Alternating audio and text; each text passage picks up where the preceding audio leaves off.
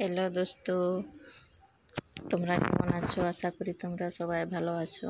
আর এখন আমরা এসেছি এই গার্ডেনে। দেখো, এইদিকে কুকুর আর ওইদিকে দেখছেন পেছন দিকে এই যে আমার ছেলে আর আমার হাজব্যান্ড। এই তো তোমাদের দাদা ভাই দেখুন কি করছে, এক্সারসাইজ করছে। ওইদিকে আরেকটা কুকুর।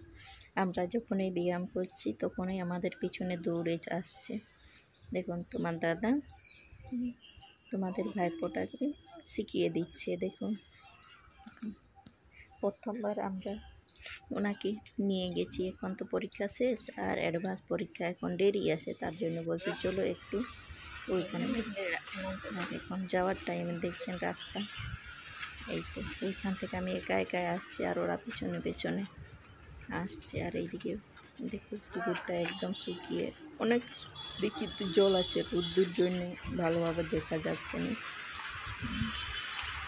দেখুন প্রচুর রোদ না, ভালোভাবে দেখা যায় না। আমি হেঁটে হেঁটেই চলছি, ওই তো ওরা আসছে পেছন দিকে। এই যে গার্ডেনের ভিউটা দেখিনি একবার। ঝাঁপিয়ে যাচ্ছে। আমাদের মজাকটা দেখলে সবাই ভাববে এদের বাবা মা নাও হতে পারে, এত ফুর্তি আনন্দ সবসময় থাকি আমরা, দেখছেন।